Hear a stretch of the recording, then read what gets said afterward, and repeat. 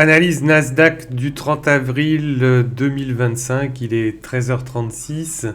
Donc je suis sur un graphique weekly et je regarde un petit peu ce qui se passe pour connaître mon biais. Donc je trace ici, vous voyez qu'on a une FVG en weekly, donc je vais la rendre un tout petit peu plus précise.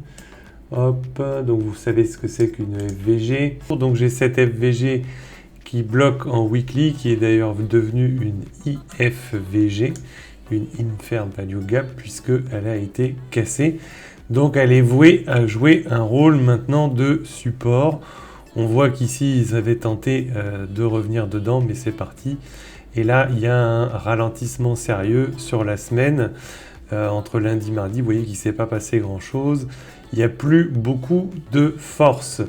Donc du coup je passe en daily, sur un graphique daily, et qu'est-ce que je vois ici? Je vois donc un order block que j'ai tracé, donc que je peux affiner, donc qui vient de là à de là, hop, toc ici, et vous voyez que en traçant les rectangles on a les 50% à peu près de l'order block. Donc il y a une zone ici, on va dire, qui m'intéresserait encore un peu plus éventuellement à shorter, donc je vais la noter, hop, donc c'est comme ceci, toc, et puis ça serait, non maintenant c'est celle-ci, voilà, toc, voilà, toc, donc du coup comme ça je peux supprimer ceci, paf, et je peux supprimer ceci, puisque on sait que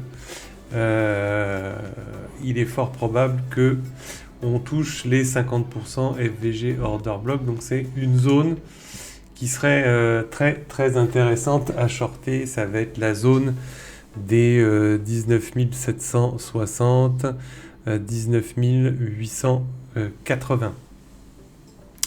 Donc voilà, donc ensuite, eh bien, si on descend sur du 4 heures maintenant, toc, eh bien vous allez vous apercevoir qu'est-ce qui se passe en 4 heures. Eh bien ici vous avez en trait rouge qui est dessiné, c'est les plus hauts de la semaine dernière, et en bas vous avez les plus bas de la semaine dernière. Et donc on se rend compte en 4 heures qu'on est en train d'échouer sur les plus hauts de la semaine dernière et qu'on est en train de se retourner. Donc si je viens sur mon graphique magique, ici avec un graphique 5 minutes, c'est une zone de liquidité que j'ai tracée, et je m'aperçois que vous voyez cette zone de liquidité, on devait aller chercher celle-ci, on a échoué. C'est les plus hauts d'ailleurs ici, là, qui s'arrêtent ici à 680. On échoue. Normalement, on aurait dû aller sur 735, idéalement 780. Donc, vous pouvez vous noter les zones si jamais le short était invalidé. Vous avez une zone à 790 que j'ai tracée. Vous en avez une autre à 735. Vous avez ici la zone 604 à peu près. Et je le pense que très probablement, étant donné qu'on a pris cette zone de liquidité, il est fort probable qu'on retourne sur les plus bas d'hier. En tout cas en premier TP, on aurait ici cette zone de liquidité qui est plutôt pas mal en TP1, et donc aux alentours de 471, et en TP2 on aurait 385.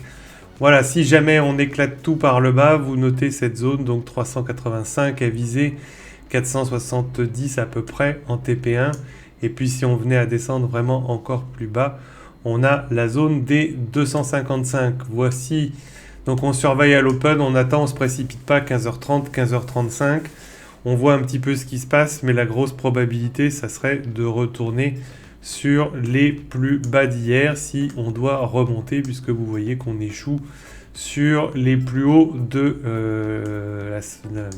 la semaine dernière, et on n'échoue pas qu'une fois.